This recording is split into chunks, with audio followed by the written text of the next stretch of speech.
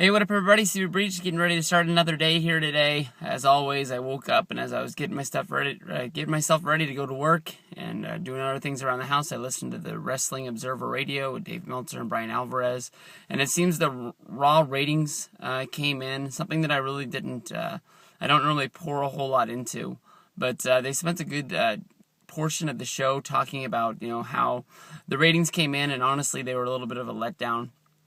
Seeing how the last few weeks, Raw has had some stiff competition going up against Game 7 of the Eastern Championship Finals with the Pacers and the Heat, and that was a big game that a lot of people wanted to watch. I know last Monday did go up against one of the Stanley Cup hockey games, but come on, people, that's hockey. I know when we're wrestling fans, and wrestling stacked up against a big football game or maybe a World Series game, an NBA Finals game, we're going to be in the backseat, but we should beat hockey. And I don't know what the numbers were, but that's the only thing that I can really think that was going to draw people away. And I understand maybe people from Chicago, maybe people from Boston, but I don't really think anybody else, maybe Ravi up in Canada, was not watching Raw. But I don't know. If they're gonna point the finger at anybody, I'm hoping they're not pointing the finger at Daniel Bryan. Daniel Bryan is the guy that they need to be pushing.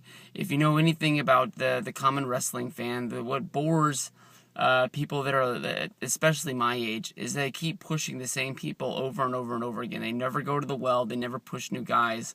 You can go over a long list of guys that should have been there. Number one guy that should have been made a star that hasn't been done yet is Wade Barrett. They had the perfect chance to make this guy a star in 2010, and right now, they've been pushing Daniel Bryan for the last year, getting him over that hump, and now that he's finally beaten Randy Orton, it'd be horrible for them to just see the Raw rating and go, nobody cares about this guy.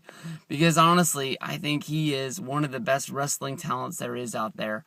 And the storyline that they have going with him is sort of like being the whiny guy that people still want to get behind. It reminds me a lot of like X-Pac during the Attitude Era back in the 90s when they were making him the guy who killed the Giants. There were so many times you saw X-Pac in matches with Kane, where he was trying to prove himself and he had to beat Kane, and they had Undertaker and they had Big Show in there, and X-Pac was working his ass to get over, and X-Pac was over, but I don't think that storyline ever got over to the point of Daniel Bryan is today. I really think that Daniel Bryan has a real chance to become a real big major league star, and for them to have to go back to the well and just keep pushing John Cena and freaking Randy Orton and just being the same old shit. They have made a few stars along the way. Sheamus is the guy that I sort of like to root for, but at the same point, he sort of bores me a little bit also. But hopefully WWE will just, keep going, sort of say that this is one bad week. Next week's another week, and we're moving towards SummerSlam. Hopefully, we can finally see, Daniel Bryan move into that main event slot and keep it, because I really believe that he is one of the guys that could carry WWE to the next place, and we can have another star at the top thing and see a whole long line of matches that we've been dying to see, get a lot of time on pay-per-view, and be fresh for us to see instead of this is just pretty much the same old shit. Peace out, everybody.